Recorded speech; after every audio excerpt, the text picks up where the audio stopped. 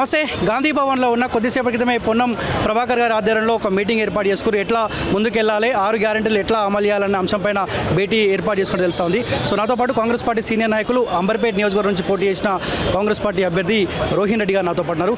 అన్న నమస్తే. నమస్తే అన్న. ఏమన్నా భయం అవుతుందా 6 గ్యారెంటీల పైన ఎట్లా అమలు చేయాలి అన్న అంశం పైన ఏమైనా ఇబ్బంది అనిపిస్తుందా? భయం కాదు, చిత్తశుద్ధితోటి మేము పనిచేయాలని చెప్పేసి పొన్నం ప్రభాకర్ గారు ఈ రోజు ఆయన మీటింగ్ పెట్టుకున్నాడు. మన అధికారులు అక్కడికి వస్తారు, మీరు కూడా ప్రజల దగ్గర పోవాలి, ఇంటింటికి పోయి వాళ్ళకి అవగాహన సదస్సులు పెట్టి అప్లికేషన్ ఫామ్ ఎట్లా నింపాలనో మీరు అందరు కూడా హెల్ప్ చేయండి అని చెప్పేసి పొన్నం ప్రభాకర్ గారు మాకు ఆదేశాలు ఇచ్చిండ్రు. మీరు ఓడిపోయినరు అని చెప్పేసి నిరుత్సాహం చెందొద్దు, మీరందరూ కూడా మీరు కండువ వేసుకొని కాంగ్రెస్ పార్టీ ప్రభుత్వం వచ్చింది, కాంగ్రెస్ పార్టీ ఇచ్చే పథకాలన్నీ కూడా మీరు తీసుకోండి అని చెప్పేసి మీరు ప్రతి ఒక్కరు కూడా ఇంటింటికి పోండి అని చెప్పేసి పొన్నం ప్రభాకర్ అది కాంగ్రెస్ పార్టీ చిత్తశుద్ధి. మేము ప్రజల మధ్యలో ఉంటాం, ప్రజలందరూ కూడా ఇంటింటికి పోయి అప్లికేషన్ ఫామ్ నింపించి మళ్ళీ అధికారులకు ఇచ్చే విధంగా మేము కృషి చేస్తాం. ఓకే, సో మీ పార్టీ అధికారంలోకి వచ్చింది, ఓడిపోయినా అన్న బాధ ఏమని అనిపిస్తుంటే అధికారంలోకి వచ్చిన పార్టీలో ఎమ్మెల్యే ఉంటే కాస్త మీరు సంతోషంగా ఉంటుండే, ఆ బాధ ఏమన్నా కలిసి వేస్తా ఉందా మిమ్మల్ని? ఏం కలిసి వేస్తలేదు. నా కాన్స్టిట్యున్సీ కాకుండా పక్క కాన్స్టిట్యున్సీలు అయినా పోటీ చేసిన, ఒక కాంగ్రెస్ పార్టీ సైనికుని కింద పోటీ చేసిన, ఇప్పుడు కూడా కాంగ్రెస్ పార్టీ సైనికుని కిందనే పనిచేస్తా, బరాబర్గా కాంగ్రెస్ పార్టీ పథకాలు అన్నీ కూడా ప్రజల దగ్గర తీసుకుపోతా. ఈరోజు రేవంత్ రెడ్డి గారు ముఖ్యమంత్రి అయినరు, కాంగ్రెస్ పార్టీ వచ్చింది, నాకన్నా ఆనందంగా ఉన్నాడు ఎవ్వరు లేరు తెలంగాణ మొత్తము. కాబట్టి నేను ఒకటే చెప్తున్నా, రేవంత్ రెడ్డి గారు ఏ విధంగా అయితే పనిచేస్తున్నారో రాష్ట్ర ప్రజలందరూ కూడా చెప్తారు. ఒక పాజిటివ్ వైబ్రేషన్ వచ్చింది తెలంగాణ వ్యాప్తంగా, ఒక స్వేచ్ఛ వచ్చింది. మొగడు పిల్లం ఫోన్లో మాట్లాడుకోవడానికి భయపడే రోజులల్లో వాట్సాప్ ఫోన్లలో మాట్లాడుకుంటుండే, ఫేస్ టైంలో మాట్లాడుకుంటుండే.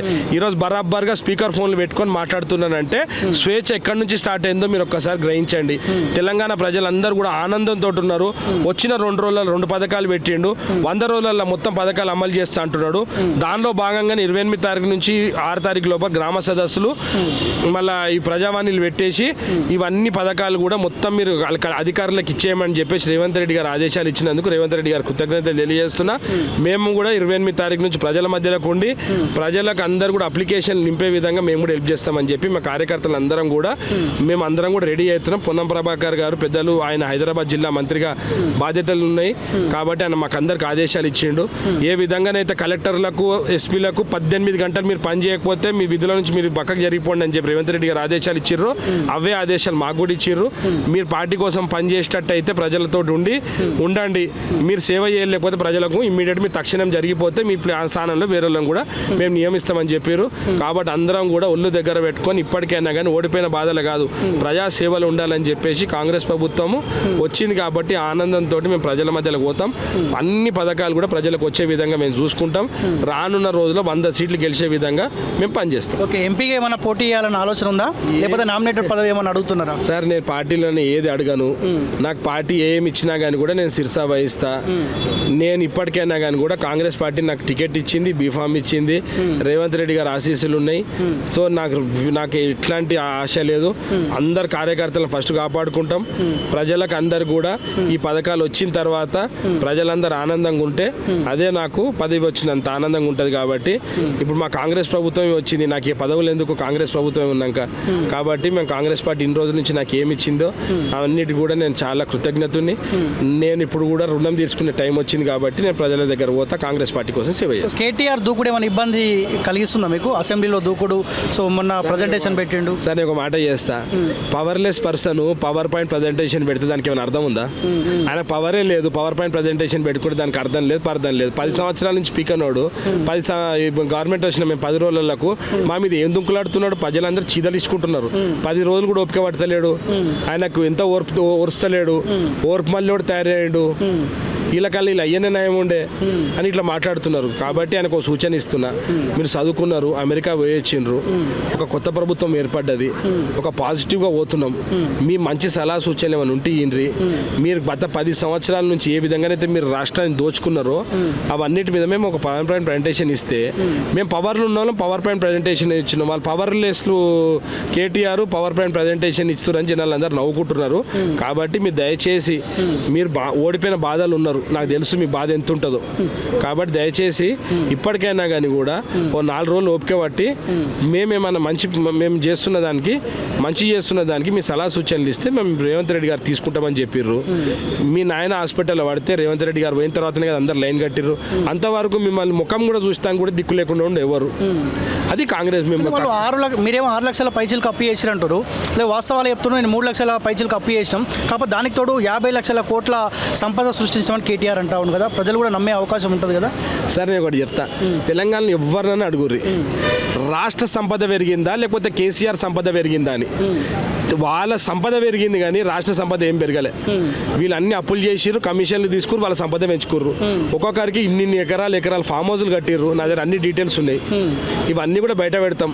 ఇన్ని ఆస్తులు ఏడికెళ్ళి కూడా పెట్టిర్రు, ఇన్ని దేశాలలో మీరు పెట్టుబడులు ఏడికెళ్ళి పెట్టిర్రు, ఇన్ని పైసలు ఏడికెళ్ళి వచ్చినాయి, ఒక్కొక్క ఎలక్షన్లో 500 కోట్లు ఎట్లా ఖర్చు పెట్టిర్రు, ఎక్కడికి వెళ్ళి డబ్బు తీసుకొచ్చిర్రు. ఇవన్నిటి మీద కూడా మేము అందరం కూడా మా దగ్గర ఉన్న సమాచారం అంతా కూడా మేము ముఖ్యమంత్రికి ఇద్దామని మేము డిసైడ్ అయినాం. మీరు ఇప్పటికైనా కానీ బుద్ధి తెచ్చుకొని మీ ఎమ్మెల్యేలను కాపాడుకోర్రి, మీ కార్పొరేటర్లను కాపాడుకోరి, మీ కార్యకర్తలను కాపాడుకో. అనవసరమైన దుమ్మెత్తి పోస్తే మీరు దుమ్ము కొట్టుకపోతారని చెప్పేసి నేను వాళ్ళకు సూచన ఇస్తాను. తెలంగాణని తప్పుదో పట్టించే ప్రయత్నం కాంగ్రెస్ పార్టీ చేస్తూ ఉంది. అలాంటి ప్రయత్నం చేస్తే సహించే పరిస్థితి ఉండదని చెప్పి కేటీఆర్ మాట్లాడుతూ ఉన్నాడు. సార్ వాళ్ళకు మొన్ననే పబ్లిక్ అంతా చీదరగొట్టిర్రు, వాళ్ళని హసేయించుకొని 104 దగ్గర నుంచి 39 తీసుకొచ్చిర్రు. ఇంకా వాళ్ళు ఇట్లాంటి మాటలు మాట్లాడితే ఇక గుండు సున్నకు వస్తారు వాళ్ళు. ఎందుకంటే మాకు మొన్న పబ్లిక్ మమ్మల్ని నమ్మి క్లియర్ మ్యాండేట్ ఇచ్చిండ్రు, మా ప్రభుత్వం వచ్చింది, రేవంత్ రెడ్డి గారు ముఖ్యమంత్రి అయినరు. సో రేవంత్ రెడ్డి గారు ముఖ్యమంత్రి అయితే వీళ్ళు ఓర్వలేక ఇవన్నీ మాటలు మాట్లాడుతున్నారు. ఎందుకంటే వీళ్ళు ఏది ఉన్నా కానీ కూడా రేవంత్ రెడ్డి గారు వాళ్ళకి ధీటుగా జవాబిస్తున్నారు, వాళ్ళ తప్పులన్నీ ఎత్తి చూపిస్తున్నాడు. రేవంత్ రెడ్డి గారు అయితేనే స్ట్రిక్ట్ ఆఫీసర్ కాబట్టి రేవంత్ రెడ్డి మీదనే వీళ్ళందరూ కలిసి దుమ్ము పోస్తున్నారు. 10 రోజులలో మీరు చూస్తున్నారు కదా, రాష్ట్ర వ్యాప్తంగా ఒక వైబ్రేషన్ అనేది, ఒక పాజిటివ్ వైబ్రేషన్ అని కనిపిస్తుంది. ప్రజలందరూ కూడా ఆనందంగా ఉన్నారు. కాబట్టి నేను కూడా చెప్తున్నా, మా ఆనందంలో మీరు కూడా పాల్పంచుకోర్రి. ఏమైనా మంచి సలహా సూచనలు ఉంటే ఇయ్యండి. ఈ ఓర్పుమల్ల గుణం పక్కకు పెట్టుకో. ఎన్ని రోజులని ఓర్పుమల్ల లేక మా మీద చూసి ఏడిసి అంటే ఓర్పుమల్లతో ఏడిసి నీ ఆరోగ్యం ఖరాబ్ చేసుకోకని చెప్పి నేను కేటీఆర్ గారికి ఒక సూచన ఇస్తాను. అప్పుల విషయంలో విచారణకు సిద్ధం అంటున్నారు. అధికారం మీ చేతిలో ఉంది, ఎంక్వైరీ చేయాల్సిన బాధ్యత మీ పైన ఉంది. జ్యుడిషియల్ ఎంక్వైరీ ఏమని చెప్పి రేవంత్ రెడ్డి గారు పవర్ దాని మీద వేసిండు. అన్నిటి మీద కూడా వాళ్ళని అడుగుమనండి, సిబిఐ ఎంక్వైరీ చేస్తా అంటే రేవంత్ రెడ్డి గారు అంటున్నారు. కాబట్టి అన్ని అంశాల మీద, కాళేశ్వరం మీద అయితేంది, విద్యుత్ మీద అయితేంది, ఇంకా హైదరాబాద్ మున్సిపల్ ఈ ఫ్లైఓవర్ల మీద అయితేంది, అప్పుల మీద అయితేంది, అన్నిటి మీద కూడా వాళ్ళు ఎంక్వైరీ చేయమని చెప్పి వాళ్ళని డిమాండ్ చేస్తున్నాను నేను. మీరే స్వచ్ఛందంగా అడగండి. మీరు తప్పు చేయలేదంటారు కదా, మీరు స్వచ్ఛంగా అడగండి. మా రేవంత్ రెడ్డి గారు మేము కాలు పట్టుకొని అన్నా కానీ కూడా మీ మీద ఎంక్వైరీ చేయమని చెప్తాం. ఓకే, బీఆర్ఎస్ పార్టీ నుంచి ఇక్కడికి ఏమైనా రాబోతురా ఎమ్మెల్యేలు గెలిచిన వాళ్ళు? అంటే 2018లో ప్రతిపక్షం లేకుండా చేసి మీ వాళ్ళని 12 మందిని గుంజుకున్నాడు. అలాంటి ప్రయత్నం కాంగ్రెస్ పార్టీ ఏమైనా చేస్తూ ఉందా? మేము అనుకుంటే వాళ్ళ దగ్గర ఇద్దరే మిగులుతారు. ఎవరెవరు? తండ్రి కొడుకులు మిగులుతారు. ఓకే, కాబట్టి నేను ఒకటే చెప్తున్నా, మాకు ఇప్పుడు అంత అవసరం లేదు. మీతో అందరు లైన్ కడతాను తయారున్నారు. అందరు కూడా ఎంతో అంత ఏదో ఒకటి చేసిర్రు. ఆ భయం కప్పుకుంటానుకో, లేకపోతేనేమో వాళ్ళ తండ్రి కొడుకుల అహంకారం తట్టుకోలేక ఇన్ని రోజులు బానిస బతుకులు బతికిన మేము అక్కడ బానిసల బతుకులు కానీ బతికేదానికన్నా మీ దగ్గరకు వస్తామని చెప్పి చాలా మంది నాయకులు కూడా మా నాయకుల దగ్గరకు వచ్చి మాట్లాడుతున్నారు. ఇవన్నిటి మీద కూడా మా పిసిసి అధ్యక్షుడు రేవంత్ రెడ్డి గారు, ముఖ్యమంత్రి గారు స్పందిస్తారు. తగిన సమయం వచ్చినప్పుడు వాళ్ళు జాయిన్ అవుతుంటే కూడా స్వచ్ఛందంగా జాయిన్ అయితే కూడా మేము తీసుకునే పరిస్థితి లేదు. ఎందుకంటే పబ్లిక్ మాకు క్లియర్ మ్యాండేట్ ఇచ్చారు. సో కొద్దిసేపటి క్రితమే సోషల్ మీడియా చర్చ జరుగుతుంది. ఈటెల రాజేందర్ కాంగ్రెస్ పార్టీలో చేరబోతా ఉన్నాడు. నిజమేనా? మీ టచ్లో ఉన్నాడు ఆయన? అది మా రేవంత్ రెడ్డి గారు చూసుకుంటారు. ఎందుకంటే రేవంత్ రెడ్డి గారు పిసిసి అధ్యక్షులు, ఆయన ముఖ్యమంత్రి. ఆ పెద్ద చేరికలు ఏమైనా ఉన్నా కానీ కూడా ముఖ్యమంత్రి స్థాయిలో మా పిసిసి అధ్యక్షుల స్థాయిలోనే ఉంటుంది. కాబట్టి కాంగ్రెస్ పార్టీ ఎవరైనా కానీ స్వచ్ఛందంగా కాంగ్రెస్ పార్టీలో వస్తా అంటే మేము చేర్చుకునే దానికి మేము ఉన్నాము. ఎందుకంటే మేము ప్రజాక్షేమమే మాకు ముఖ్యము. ప్రజలకు సేవ అందించే భావంతో ముఖ్యమంత్రి గారు పనిచేస్తున్నారు. కాబట్టి ఎవరైనా మా ప్లాట్ఫామ్ మీదకి వచ్చి ప్రజలకు సేవ చేద్దాం అనుకుంటే ఎవరైనా రావచ్చు. కేసీఆర్ కూడా రేపు జాయిన్ అవుతుంటే కూడా మేము అది ఇస్తాం, అది ఆయనకు మెంబర్షిప్ ఇస్తాం, పార్టీలో చేర్చుకుంటాం.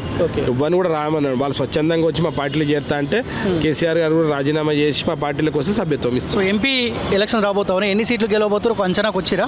మా ముఖ్యమంత్రి గారు ఆల్రెడీ చెప్పారు 12 నుంచి 14 సీట్లు ఖచ్చితంగా గెలుస్తామంటున్నాం. 100% మేము 14 సీట్లు గెలుస్తామని పూర్తి నమ్మకం, విశ్వాసం ఉంది. Okay, thank you so thank you sir, thank you.